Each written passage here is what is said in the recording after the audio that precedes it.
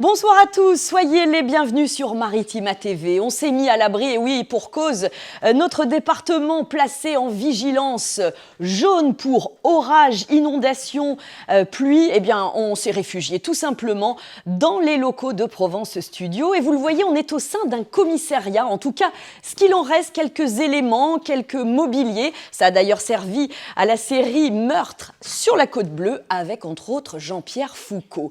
Et là, eh bien, un rôle de composition pour notre stagiaire Joachim. Bonjour Joachim. Bonjour Laurence. Ça se passe bien ? Ah bah très bien, mais là je suis débordée, je suis désolée. Ok, bon bah nous ça tombe bien parce qu'on a matière à vous raconter en termes d'infos. Alors figurez-vous qu'aujourd'hui, au chapitre enseignement, eh bien on va revenir sur ces moyens humains en plus pour l'Académie Aix-Marseille pour la rentrée prochaine. Alors c'est ce qu'a annoncé hier le rectorat durant une conférence de presse, annonce qui intervient juste après celle du Premier ministre François Bayrou de ne finalement pas supprimer. Il est bien pressé notre stagiaire, il est sur tous les fronts. Bref, de ne pas supprimer 4000 postes d'enseignants en France. Alors faut-il se réjouir de ces annonces ? Élément de réponse avec Bérénice Vazac. Depuis 5 ans, les effectifs des élèves sont en baisse dans l'Académie Aix-Marseille et pourtant des moyens en plus sont à prévoir dès la rentrée prochaine. Benoît Delaunay, recteur de l'Académie. La préparation de la rentrée scolaire 2025 va se traduire par des dotations supplémentaires, des postes dans le premier degré, école maternelle et élémentaire, plus 39 postes, et dans le second degré, plus 107 postes dans les collèges et dans les lycées. Il s'agit de postes d'enseignants, de CPE ou encore de personnel de direction. Une bonne nouvelle pour le rectorat qui voit un moyen de mieux encadrer les élèves, mais pour les syndicats, la réalité est un peu plus complexe. Franck Balliot, secrétaire FSU des Bouches-du-Rhône. Les quelques créations de postes vont permettre sans doute de couvrir simplement les nouveaux établissements, mais ça ne va pas permettre d'améliorer vraiment les conditions de travail. Le nombre de créations de postes qu'on nous annonce, on n'est même pas sûr qu'il soit effectif, puisqu'on voit bien que tous les ans, les concours ne font pas le plein dans nos métiers, tout simplement parce que par manque d'attractivité. Après ces annonces du rectorat et les annonces du Premier ministre de ne finalement pas supprimer 4000 postes d'enseignants en France, les syndicats assurent donc rester sur leur garde. Ils disent toutefois qu'ils sont très satisfaits de la mobilisation du 5 décembre dernier, qui a permis selon eux l'abandon des nombreuses suppressions de postes qui étaient annoncées.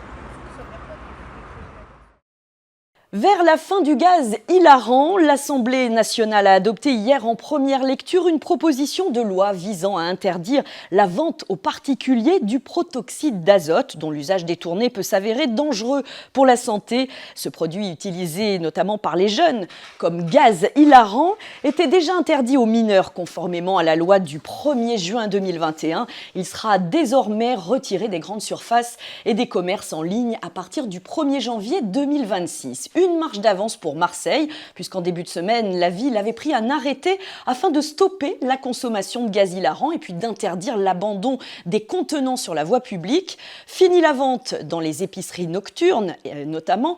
Place aux rondes des agents de la police municipale dans quelques commerces de proximité. Reportage dans la cité phocéenne, signé Nordine Ali Saïd. Ce mardi à Marseille, 2 équipages de la police municipale font le tour des épiceries de nuit afin de s'assurer que l'arrêté interdisant la vente de protoxyde d'azote soit bien respecté. Les grands modèles, on les voit relativement bien parce qu'elles sont costauds. En revanche, il y a des toutes petites bouteilles de protoxyde d'azote comme ça qui servent à faire la chantilly, qui sont également interdites à la vente, qui sont juste réservées aux professionnels. Et là, c'est pareil, ils peuvent les cacher un petit peu partout, donc on jette un petit œil quand même parce qu'ils nous disent qu'il n'y en a pas, mais forcément, ils ne vont pas nous le dire. Si même il y en a, ils ne vont pas nous le dire, donc on va les chercher par nous-mêmes. Pas de protoxyde d'azote ? Pas du tout. D'accord. Aucune bonbonne de ce gaz hilarant n'a été trouvée par les agents dans cet établissement. On n'a jamais vendu, on n'en vendra jamais nous. On s'en sort bien sans, on ne voit pas pourquoi on va rajouter ça. De la Plaine en passant par le boulevard Sakakini, ce sont presque une dizaine de commerces contrôlés. Toujours aucune trouvaille, mais il faut rester vigilant face à l'ingéniosité des vendeurs selon Céline Lefléfiant, directrice de la police municipale de Marseille. Nous avons déjà procédé effectivement à des contrôles sur le jarret et notamment des ventes qui s'effectuaient non pas dans les établissements mais à l'intérieur d'un camion par exemple qui s'était mis un peu plus loin, donc où les gens avaient changé leur façon de fonctionner. Dans la cité phocéenne, cet arrêté est en place pour 2 ans. Le maire Benoît Payan alerte sur la dangerosité du protoxyde d'azote. Dans cette ville, on ne peut pas avoir en vente libre un produit aussi dangereux pour la santé. Ça fait des ravages neurologiques, ça fait des ravages sociaux, psychiques, environnementaux. C'est attentatoire aussi à la sécurité, aux libertés. Les vendeurs s'exposent à des sanctions allant de 35 € d'amende à des poursuites judiciaires, pouvant aller jusqu'à la fermeture de leur établissement.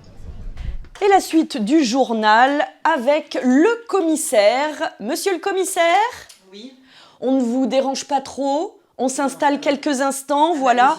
Alors justement, on avait une affaire à vous confier qui vient d'être assez élucidée, on va dire, puisque des armes et des drogues ont été saisies dans le 3e arrondissement de Marseille. Vous êtes sûrement au courant. Alors, résultat d'une opération anti-drogue, vous allez me confirmer, qui a débuté depuis plusieurs semaines par les forces de l'ordre. Alors, l'enquête des policiers marseillais a abouti en début de semaine à ce fameux démantèlement du trafic de stupéfiants dans ce secteur. Les perquisitions, vous m'arrêtez si je me trompe, commissaire, menées dans plusieurs domiciles des suspects, ont conduit à la découverte d'1,8 kg de cocaïne, plus d'1 kg de résine de cannabis et puis une quinzaine d'armes. Oh, tout à fait, les équipes ont été très performantes sur le terrain, c'est vraiment parfait. Bon, on vous laisse bosser parce que visiblement il y a du dossier là. Oui, il y a des cas assez importants. Allez, oula, puis entre nous... Pas joli. Allez, merci beaucoup, commissaire. La suite donc du journal avec des nuisances suite à un redémarrage d'unités chez Total Lamed. 2 unités du site qui sont en cours de redémarrage. L'une devrait s'étendre jusqu'à ce soir, l'autre à compter de demain matin, jusqu'à samedi midi. Ces opérations vont générer des opérations de torches et parfois du bruit. Ayez donc le réflexe Allo Industrie pour vous informer en temps réel.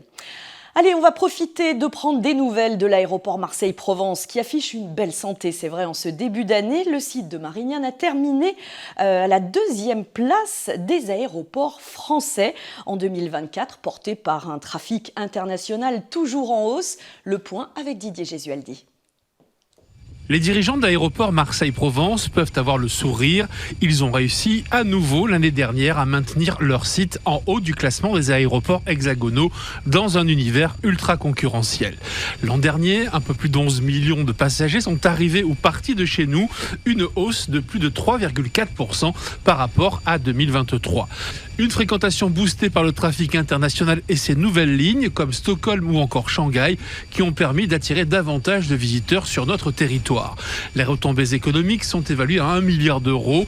L'aéroport, c'est plus de 4000 emplois directs et plus de 10 000 indirects. Si le trafic est en hausse, les vols n'ont pas pour autant explosé. Ils sont seulement mieux remplis avec des avions plus modernes censés faire moins de bruit. Une nouvelle encourageante pour les riverains. Ils subissent des nuisances sonores le soir et la nuit en particulier. L'État a d'ailleurs lancé une étude pour les limiter encore plus. L'année 2024 a été marquée par la mise en service du nouveau Terminal 1 en juin dernier et par la poursuite d'efforts en faveur de la décarbonation avec plusieurs actions engagées dans la modernisation des infrastructures. Cette année, Marseille se classe parmi les villes les plus chères de France pour assurer son véhicule ou son logement. Vous avez besoin de quelque chose ? Le commissaire, ma petite fille a disparu. Alors je l'ai vu il y a 5 minutes, il vous ressemble, mais là ça va être peut-être un petit peu compliqué, il est en rendez-vous. Ah mince, vous pensez que je pourrais le voir ? Rappelez ? D'accord, merci. Bon. Je crois qu'on va l'embaucher, notre stagiaire. Franchement, il peut jouer tous les rôles. Allez, nous, on continue notre journal. Comment témoigne la nouvelle étude de Léocard, la Néo Assurance ? Après 2 années de forte progression, les tarifs d'assurance grimpent encore cette année jusqu'à 12% pour l'assurance habitation et 6% pour l'assurance automobile dans la cité phocéenne. Alors, pourquoi ces hausses ? Pour quelles raisons sont-elles plus fortes à Marseille ? Y a-t-il un moyen de les éviter ? Élément de réponse avec ce reportage de Rémi Reponti. C'est par là, oui. Au revoir, à bientôt. Avec Paris, Nice et Ajaccio pour les tarifs des assurances en 2025, Marseille est à chaque fois l'une des 2 villes les plus chères de France. Que ce soit pour l'assurance habitation, appartement ou maison, comme pour l'assurance auto. De quoi faire la grimace en ce début d'année sur le Vieux-Port. Ben oui, c'est quand même assez énorme, quoi. Surtout que les salaires, ils n'augmentent pas de 10 à 11% en parallèle, quoi. Du coup, habiter ici, ça devient discriminant parce que les gens sont peut-être plus dehors, ce qui engendre peut-être plus de cambriolage et de délinquance. Mais en tout cas, oui, moi je trouve que c'est discriminant qu'on paye plus cher parce qu'on habite dans le sud. Pour Ludovic Fernandez, juriste à l'UFC Que Choisir Marseille, ces hausses ont plusieurs raisons. Alors dans les Bouches-du-Rhône, il y a plusieurs facteurs conjoncturels et structurels qui expliquent la hausse des primes d'assurance, notamment le taux de sinistralité qui est très élevé. On a pu le voir ces dernières semaines dans les Bouches-du-Rhône et ces dernières années de manière générale qu'il y a de nombreuses catastrophes naturelles. Il y a la sécheresse liée aux inondations. La sécheresse, ça coûte vraiment énormément aux assurances puisque si vous avez des fissures sur votre maison qui est construite sur un terrain argileux, évidemment, ça va coûter énormément. Les sinistres automobiles sont très importants dans notre région, notamment les vols. Ça aussi, ça coûte énormément et ça a un impact direct sur le montant des primes d'assurance qui sont fixées par les assureurs. Et on constate également qu'il y a une hausse des taux d'indemnisation par les assureurs puisqu'aujourd'hui, pour effectuer les réparations, les devis sont très élevés, la main-d'œuvre, les matières premières et tout ça, ça joue directement sur la prime. Sachez néanmoins que renégocier son contrat ou changer d'assureur en faisant jouer la concurrence peut faire baisser la note. Aujourd'hui, les assurances peuvent être résiliées à tout moment après la première année, c'est grâce à la loi Hamon de 2015. Donc aujourd'hui, si vous souhaitez changer d'assurance, vous pouvez faire des devis et le cas échéant, résilier sans frais. En plus, c'est le nouvel assureur qui se chargera de toutes les démarches. Une meilleure solution que de ne pas prendre d'assurance du tout, car en termes de responsabilité civile, assurance auto comme habitation sont obligatoires. On passe au sport et au football à propos de la banderole polémique lors du dernier match de l'OM. L'OGC Nice sanctionné provisoirement. On vous en parlait hier, la commission de discipline de la Ligue de football professionnel a tranché. Elle a décidé de mettre le dossier en instruction et prononce à titre conservatoire la fermeture de la tribune populaire sud du stade Alliance Riviera. Mehdi Benatia, directeur du football de l'Olympique de Marseille, a écopé ce matin d'une suspension de 3 mois ferme suite au carton rouge reçu en fin de match contre Lille. C'était en Coupe de France. De son côté, le président lillois Olivier Létang est suspendu pour 1 mois. Les deux parties peuvent faire appel. L'OM définit cette décision de scandaleuse. Et puis en Ligue 2, le FC Martigues veut poursuivre sur sa lancée victorieuse et ça se comprend 1 semaine après la victoire face à Amiens au stade Francis Turcan. Et c'est tout un autre match qui attend les 100 et or avec un déplacement chez un des cadors de la Ligue 2. Dunkerque-Martigues, c'est une très belle affiche, vous l'aurez compris, entre deux équipes qui avaient partagé les points lors du match aller. Les nordistes sont 4e au classement. Karim Tlili, l'attaquant du FCM, connaît très bien cette équipe. Écoutez plutôt. Moi, je ne vais pas mentir, à titre personnel, je pense que c'est l'une des plus belles équipes collectivement du championnat, avec de superbes joueurs. J'en connais un en particulier, petit Jessim Yassine, j'appelle petit parce que c'est comme un petit frère. Donc on sait que c'est des joueurs qui jouent vraiment bien au ballon. Et c'est vrai qu'en l'occurrence, au match aller, on leur a posé d'énormes problèmes. Après, on avait pris ce carton rouge et on menait 1-0 à la mi-temps, il me semble. On a dû reculer et à la fin, on a cédé parce qu'ils ont de superbes joueurs. Je pense qu'il ne faut pas aller là-bas pour être un victime. On ne va pas se mentir. Si on veut accrocher cette place de barragiste ou quand bien même se sauver au-delà de ça, il faudra qu'on joue, qu'on respecte les plans de jeu qui vont être mis en place. Parce qu'il ne faut pas se mentir, c'est une superbe équipe. Et je pense qu'on est capable de faire un bon coup. Je ne dis pas qu'on va gagner à coup sûr, mais en tout cas, on ne va pas y aller en tant que victime. À moi la place de commissaire. Alors Dunkerque-Martigues, c'est donc demain soir à 20h au stade Marcel Tribune. Rencontre à suivre en live texte sur notre site maritima.fr. Notez que les Martégots arrivent dans la région dunkerquoise ce soir.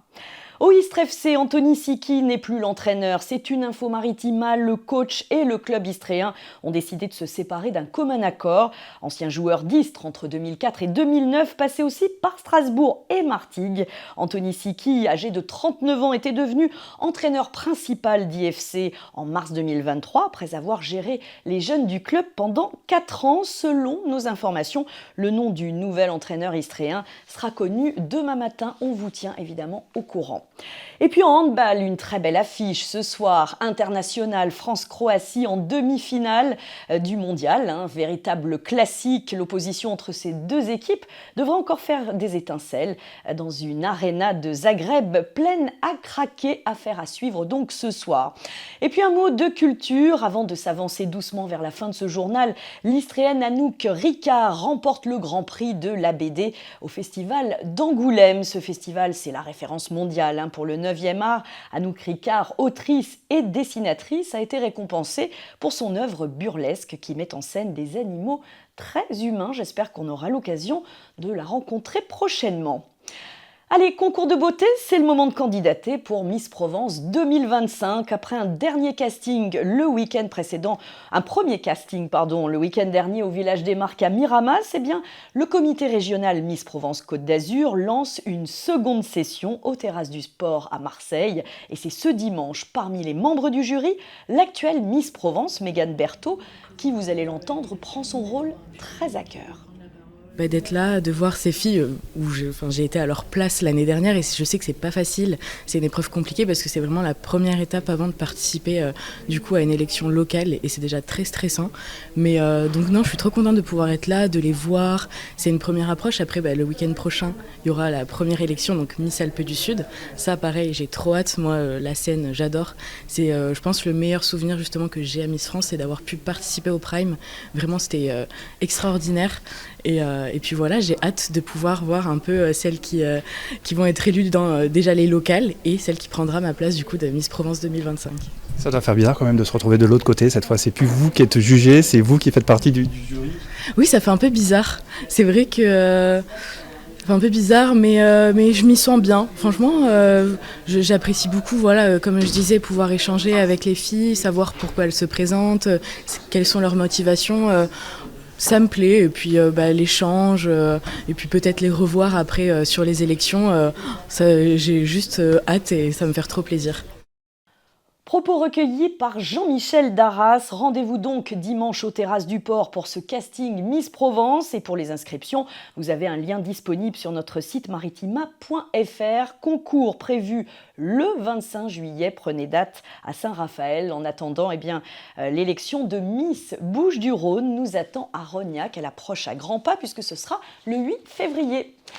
C'est la fin de ce journal. Avant de se quitter, quelques images d'Ulysse, notre chouchou de la Star Academy, notre Marseillais qui nous a rendu visite dans nos studios à la rédaction de Maritima Marseille. Vous allez avoir l'interview intégrale que vous avez peut-être entendue sur nos ondes. En tout cas, nous, on l'embrasse et puis on lui souhaite surtout bonne continuation. N'oubliez pas, la tournée de la Starac, ça démarre le 21 février et le 25 mai, la promo Starac, ou tout au moins une partie, sera sur la scène du Dôme à Marseille. Pensez à réserver, ça part comme des petits pains. Allez, je vous laisse, très belle soirée à tous. Je quitte le commissariat de Provence Studio pour peut-être y revenir lors d'un prochain tournage d'une série. Belle soirée à vous.